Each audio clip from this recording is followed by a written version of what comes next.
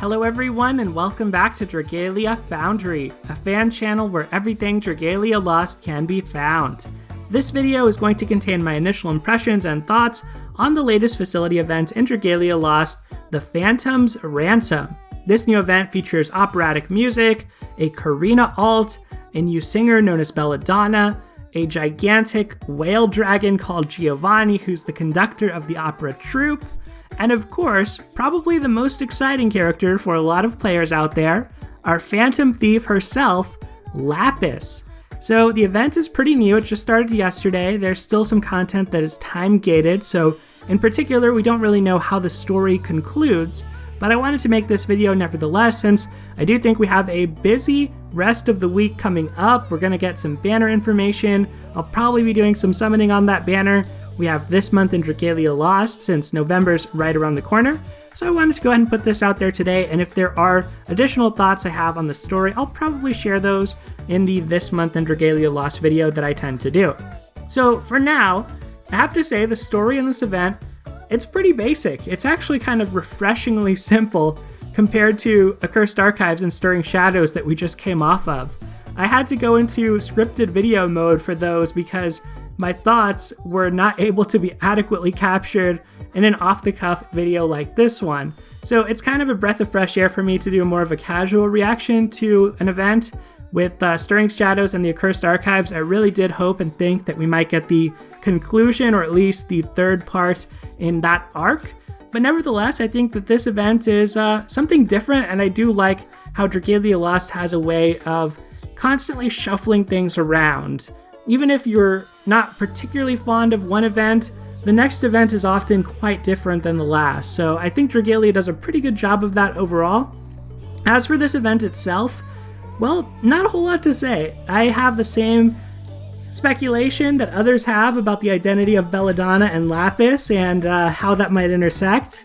Other than that, I like the character development moment between Giovanni and Karina, and I suppose even the prince.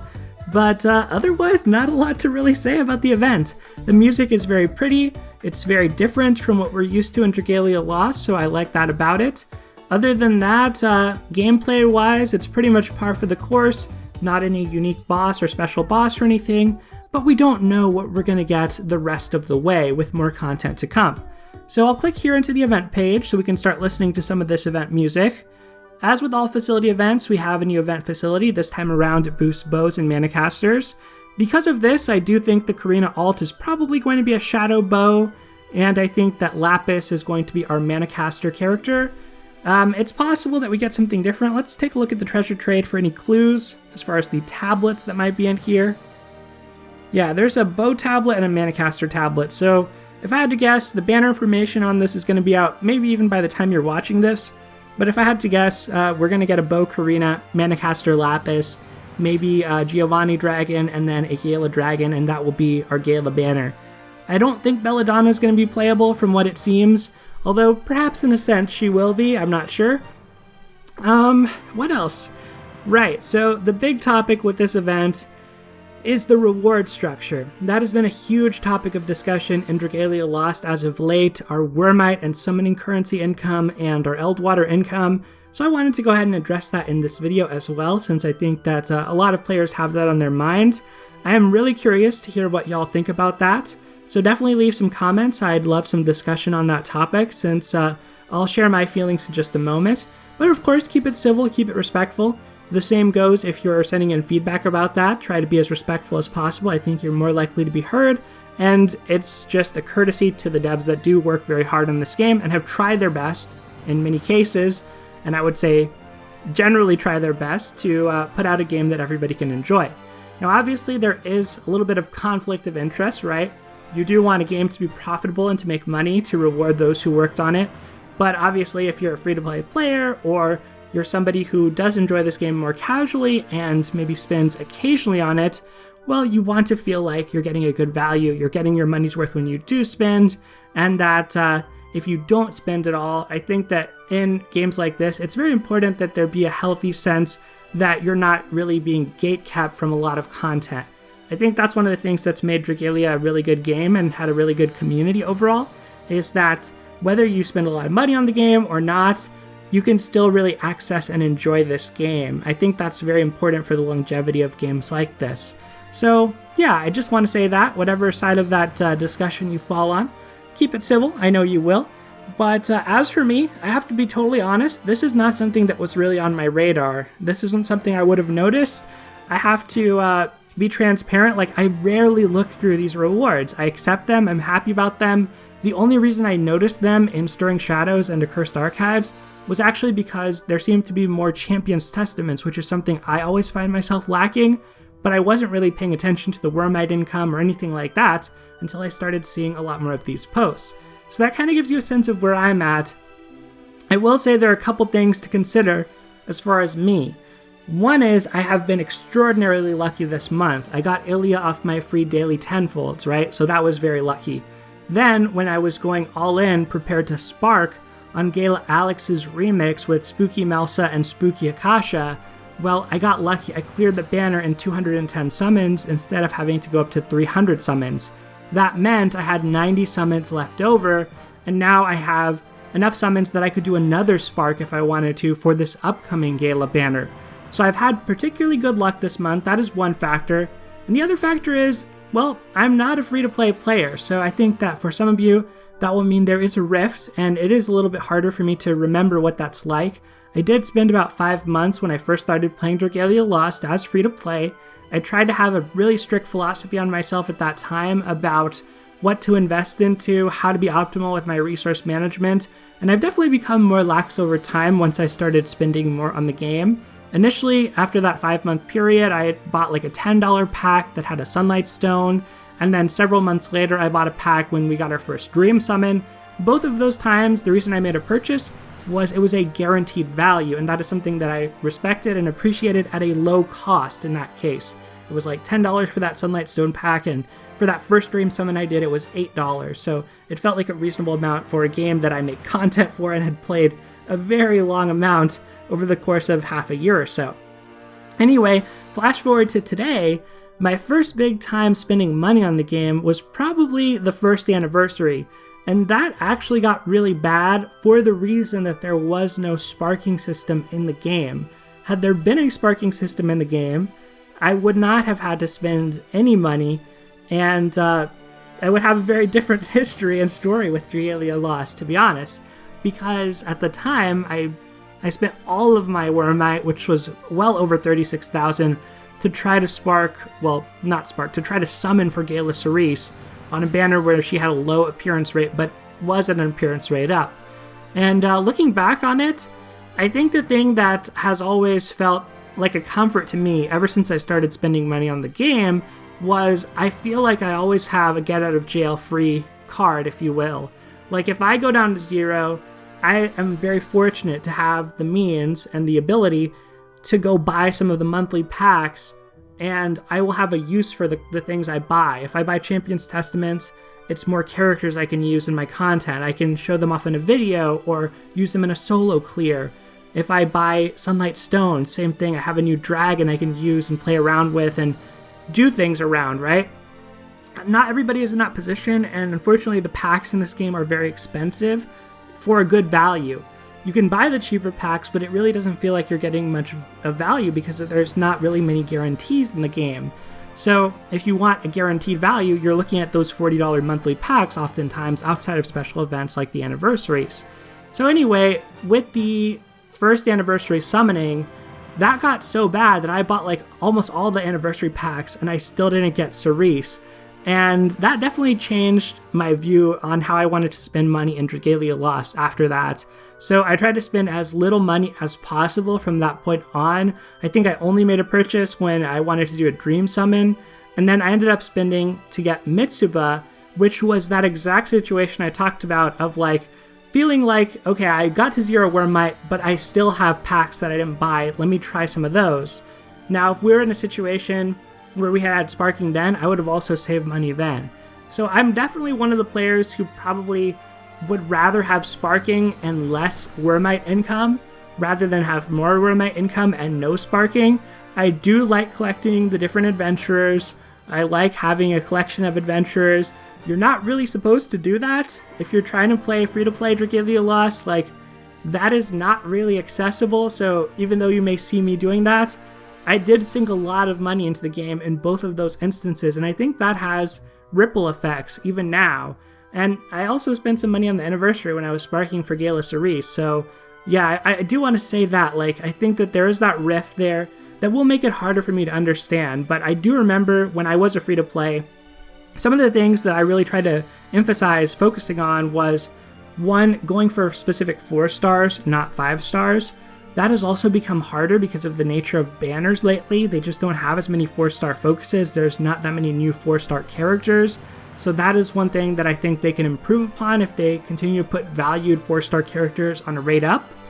Besides that, some of the other advice I had at the time was never start a pity rate that you can't finish. So in other words, at the time, there was no worm sigil system, right? So your only guarantees were really, you could get a guaranteed 5-star with 100 summons on a normal showcase or 60 summons on a gala. So I would advise players, if you don't have at least that amount, don't start a summoning session. Don't accumulate a pity rate to begin with. And I know that's really hard for players. There are a lot of players who prefer to play and just spend their tenfold or spend their 1200 Wyrmite as soon as they get enough to do that tenfold multi-summon. And it can be hard to save, it really can. I really struggled with that back in Fire Emblem Heroes, and that's one of the reasons why when I started playing Dragalia Lost, I tried to take a new leaf to it, especially as a content creator. I was like, I really want to be more disciplined about this, I know I can do it.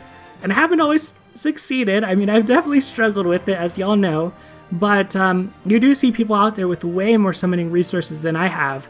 There are people out there with 400,000 Wyrmite, right? All free to play. Wyrmite is only free to play. There are people out there with 90k, 100k, and I have 37k right now, which is great, but I am not really the best exemplar of how to save. There are people who can save even more than I have. So that is my second piece of advice, is you gotta be really judicious with your savings. Go for 4 stars, be judicious with your savings. Don't start a summoning session. If you want to keep a free-to-play account and be meta, don't start a summoning session just randomly for no reason. The third thing I would say is think about content that you can't clear and can clear in the game. You really don't need to summon if you can clear the content with your current adventures, current dragons. When you want to summon is when you're gated or blocked from clearing some content. And a lot of times I see players make this mistake that they look for an exact build or exact team. They say to themselves, like, I don't have Grace, I don't have Tiki, oh, I guess I can't do this. That is not usually the case. Like, you see what some people are doing, but that's not the only way to do it. There are a lot of ways to make use of what you probably already have in your collection, but you have to test it out. You have to try it and experiment. If you're willing to do that, you can get by with a lot less than you might think. That was definitely the philosophy I had back in the day when I was free to play in Dragalia Lost, when I had my Pele Yuden take on High Midgard Sormer, and 3 Unbound, Jeanne d'Arc, Dragon Yule Jeanne d'Arc, of course, with Pietro take on High Brunhilde way back in the day. And even my Rock Eleonora take on High Mercury. So there are alternatives for you if you don't want to be chasing down these banners that can allow you to save up. If your goal is to clear content. If your goal is to try collect everything, I don't really know if there's any alternative but to try spend a little bit of money to tide yourself over and get those characters you might have otherwise missed out on. So yeah, that's kind of my sincere take on it. It's hard to get everything you want in Dragalia Lost without spending a little bit of money, but I do genuinely think that you can get more than enough to clear the content in the game and enjoy the gameplay experience.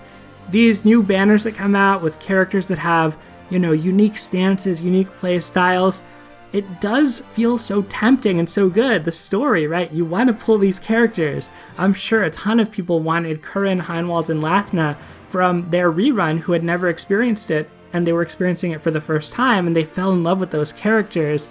But you do have to be more judicious if you want to be clearing content with regularity. So that's my overall take on summoning advice, free to play. pay to win. I mean, it is a co-op game. It doesn't directly hurt you that other players have access to better dragons or better characters, but you can be indirectly hurt in that lobbies become more competitive. There is this like lobby competition that happens with might gating and people wanting certain comps, and then it can be harder to find rooms and you can kind of get left out. So there are some indirect consequences that can be negative from even the co-op situation. But in my opinion, if you look ahead, like, you probably, as a free-to-play, want to save up for Gala Dragons.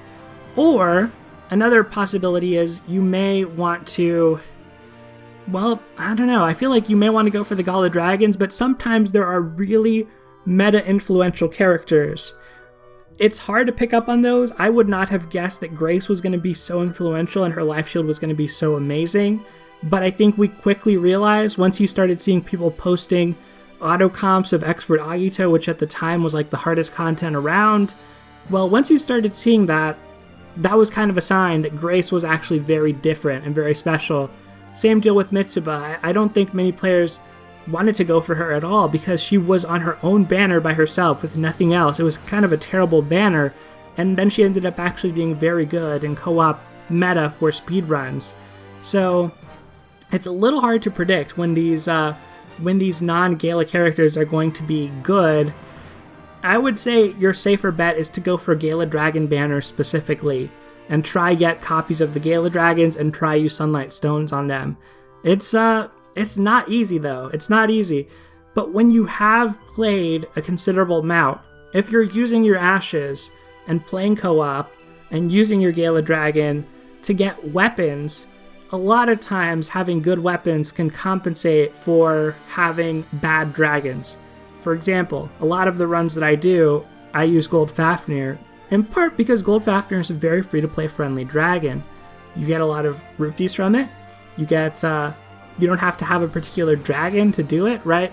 So that is one of the reasons that I gravitate toward that dragon, and why, like, at this point, I don't even know that I would want to necessarily have a full team of elementally attuned dragons as a priority. It's good for the Mercurial Gauntlet in a lot of cases, but other than that, like, a lot of endgame content at the moment, even in solo play, you don't really need a lot of powerful dragons. You probably need like one powerful dragon per element. So that's kind of drifting a little bit in topic, but I do want to say, I'm sorry if this negatively affected your Dragalia Lost experience, because that is a bummer. Like, I know there are going to be some players who are really counting on these summoning resources to try go for whatever it is they wanted, and I think there is a balance to be struck. Just because you wanted those summoning resources, I don't think it's fair to say that you are entitled or anything like that. Like, it's just a disappointment. It's just a disappointment for some players, and I do respect that. And vice versa, like for the players out there who are sitting on their high horse right now, that have all their savings still in the bank, just consider the fact that you may have gotten pretty fortunate to be in the situation that you're in, or maybe you have good willpower. But let's check out the challenge battle for a little change of pace here. I guess we'll do it on auto. And I almost don't want to talk just because the music's so pretty. At least the challenge battle lasts a while, right? So you can hear it.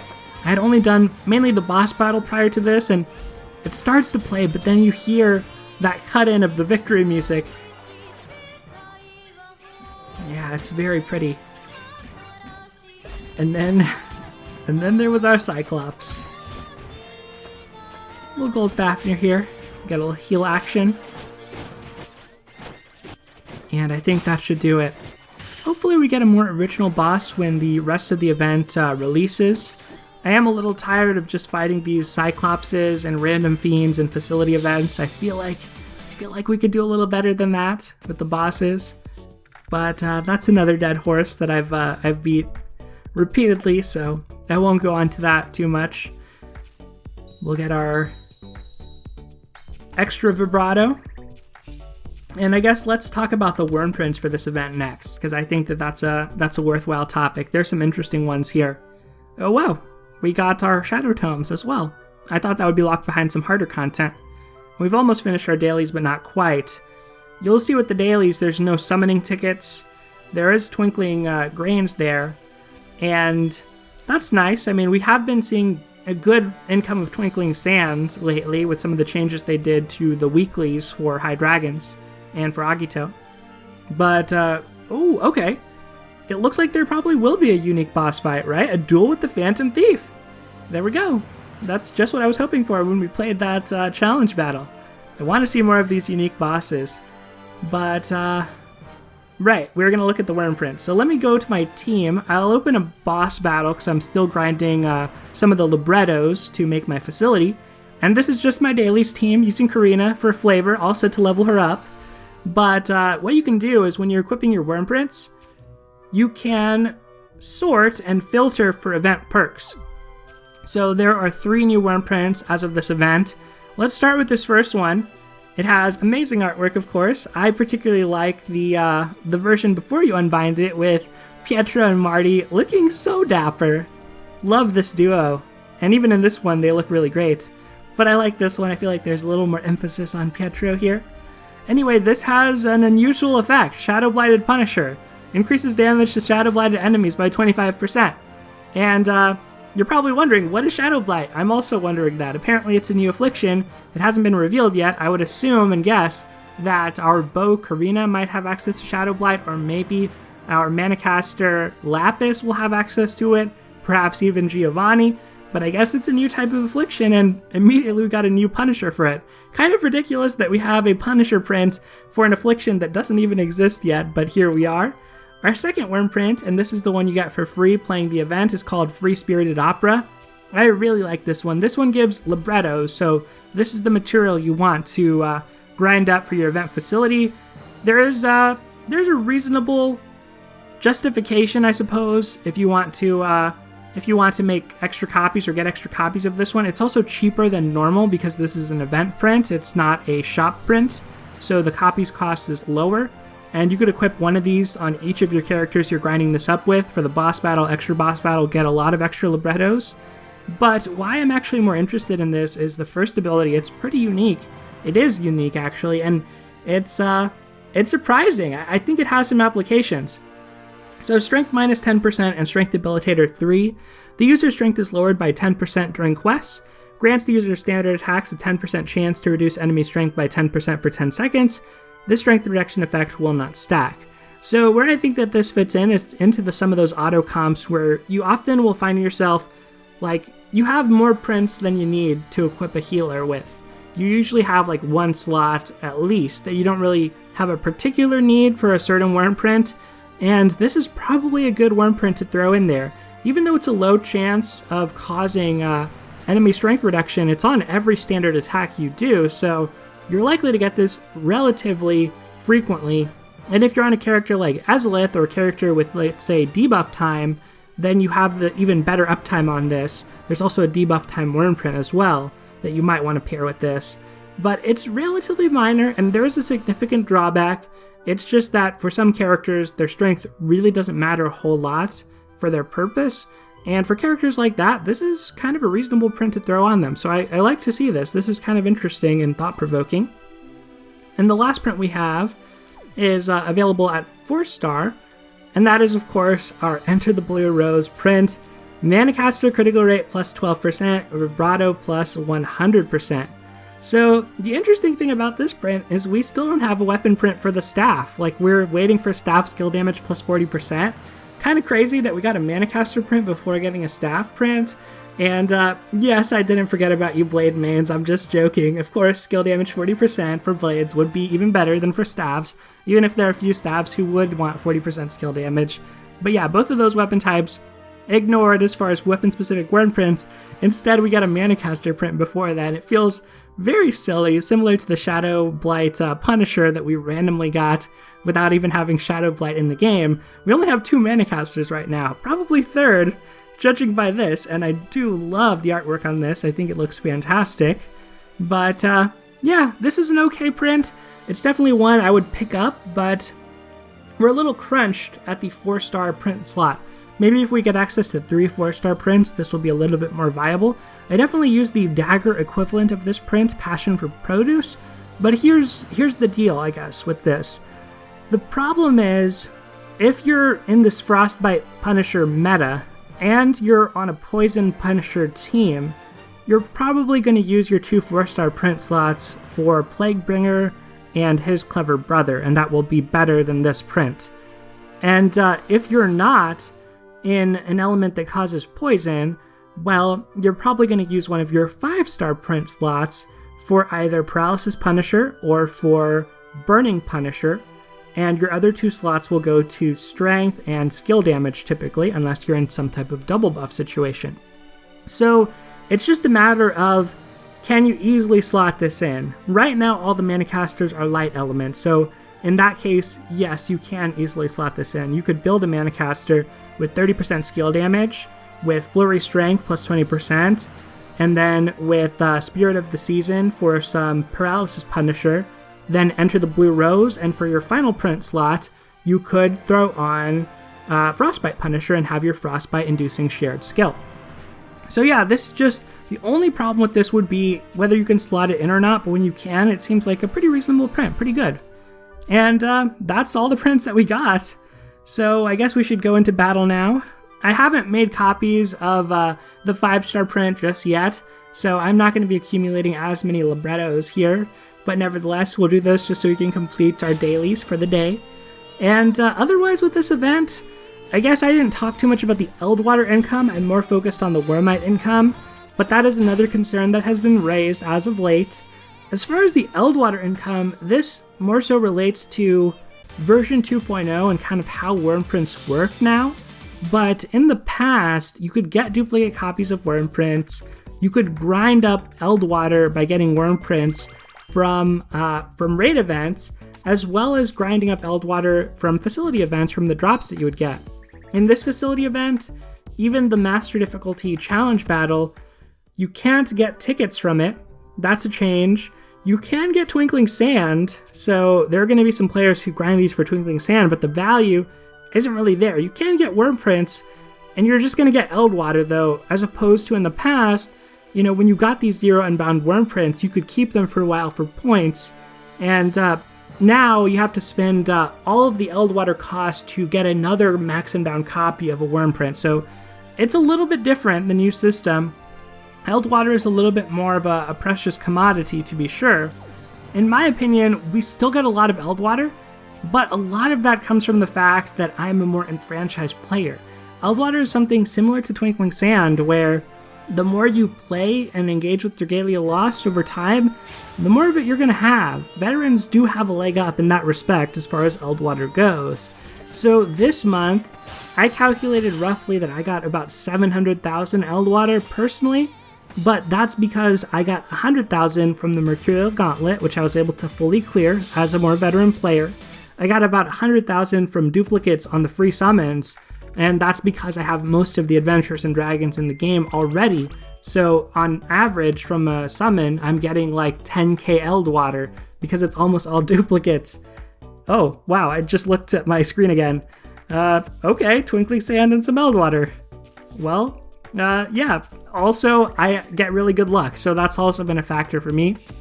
And I think the, besides, let's say, 300k from summons, 100k from, I already lost my train of thought. Right, 100k from Mercurial Gauntlet, that's what I was going to say. Then we had several facility events and a story event. I think between the Halloween facility event and the treasure trade, plus Accursed Archives, and now this event, I think that's like another 300k Eldwater, right? Because you get a lot of I think you get like 90k plus Eldwater from these events, if I'm not mistaken. So for me total, I'm pretty sure I've gotten like 700k Eldwater this month. Now, if you're not getting a lot of dupes in your summoning, that's going to be lower for you, for sure. And if you haven't cleared the Mercurial Gauntlet, that's going to be lower as well. And another luxury that I definitely had was the Wyrmprint investment that I made prior to version 2.0. So prior to 2.0, I focused on collecting one of every single Wyrmprint. I was not somebody who tried to get a lot of duplicates of Wyrmprints. If you were somebody who did that, unfortunately, I think that you were kind of punished in 2.0, especially with some of these meta Wyrmprints like, let's say, the Fires of Hate or Resounding Rendition as examples. I knew several players who got 4 copies of both of those, And in 2.0, both are entirely replaceable Wyrmprints, whereas in the prior version of the game, they were some of the staple Wyrmprints. So if you got 3 extra copies of each of those for a total of 4 of each, that's like 220k Eldwater that you just kind of wasted. It doesn't really have a purpose anymore. I was not somebody in that situation, had a lot of different types of Wyrmprints, so I feel like I was kind of rewarded in 2.0, and that's definitely a luxury that I would say not everybody has had. There are a lot of players, I feel like I still see a lot of posts about this of like, I had this great collection, 2.0 ruined it, or like, I don't have any weapons anymore, I don't have any Wyrmprints anymore, which I really don't know what to say to sometimes, because if you don't have any weapons, it probably means that your highest progression was void weapons. Those were all removed, and void weapons were not a pretty high form of progression. So I don't know if you were necessarily as set back as you might perceive yourself to be, but those, like the Monster Hunter weapons, those were not really that great of a weapon pre 2.0. Anyway, let's see what we get here. No special items on that, but we did have to do one more boss battle just to clear our daily, so I think we should be good now. Let's check our daily endeavors. We are good on those.